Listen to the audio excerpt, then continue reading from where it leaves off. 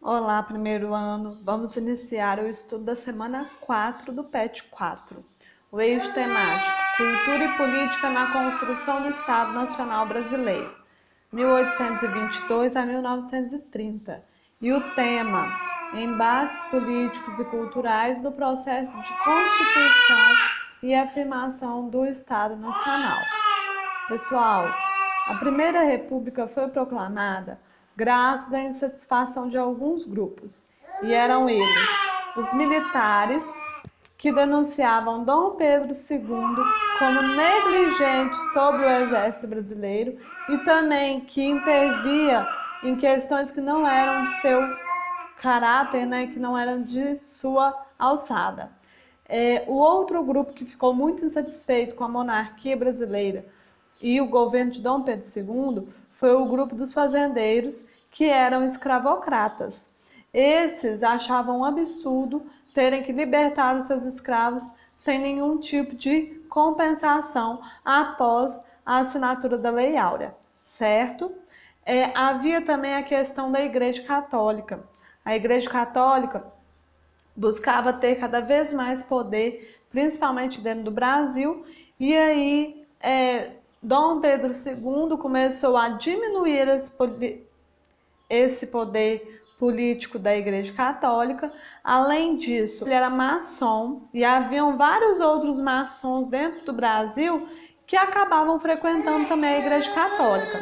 Como retaliação, a questão da diminuição do seu poder dentro do Estado brasileiro, a Igreja Católica acabou proibindo a participação dos maçons nas cerimônias religiosas dessa religião. E aí isso gerou um conflito, até a prisão de alguns bispos, e aí deixou os integrantes da Igreja Católica e aqueles que eram seguidores muito insatisfeitos. A partir disso, então, o Deodoro da Fonseca, ele comanda, então, a derrubada do governo em 15 de novembro de 1889.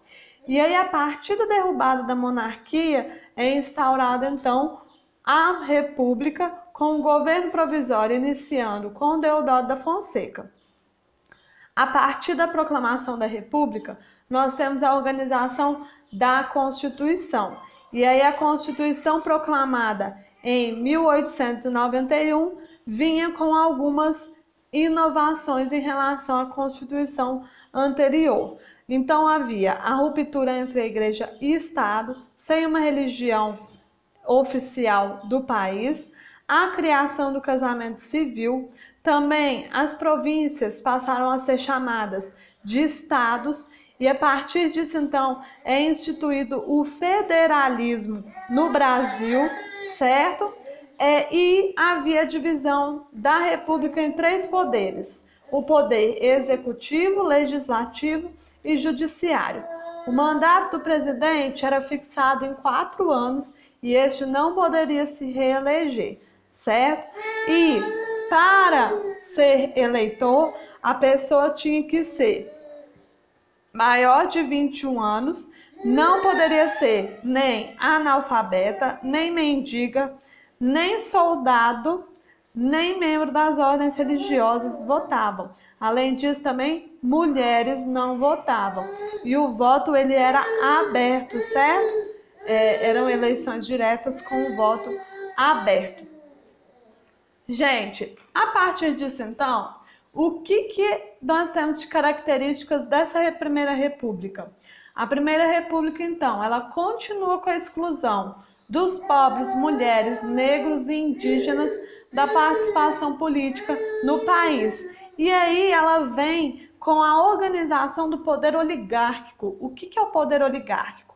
Oligarquias são os grupos de fazendeiros poderosos dentro do Brasil. Então, esse poder oligárquico, ele é o poder desses fazendeiros, certo?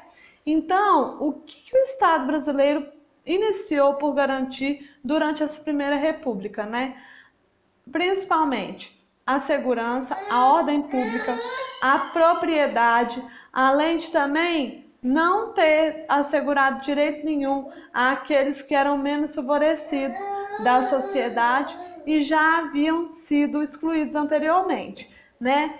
Além disso, a situação no negro ficou ainda pior. Por quê? Aquele ex-escravo não foi reintroduzido na sociedade, não teve como direito à educação, por exemplo, e aí era dificilmente possível para um negro daquela época ter um emprego digno, né? Ter uma possibilidade de melhoria de vida.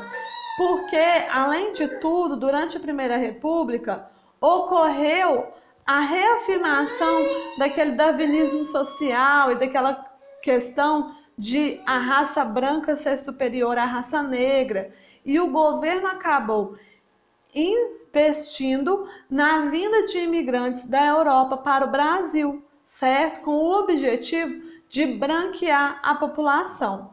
E aí, como que esses imigrantes atuavam aqui no Brasil, né? A gente já até tratou na outra oportunidade a questão dos imigrantes. Eles atuavam principalmente nas lavouras de café, substituindo o trabalho escravo. E os fazendeiros preferiam pagar esses imigrantes a aproveitar dos negros que já estavam aqui no Brasil. Outro fator interessante que surge durante essa Primeira República é a questão do coronelismo. O que seria o coronelismo? É a atuação de um fazendeiro poderoso da região, chamado e tratado como coronel naquela região, que muitas vezes determinava mesmo a lei e a ordem, né?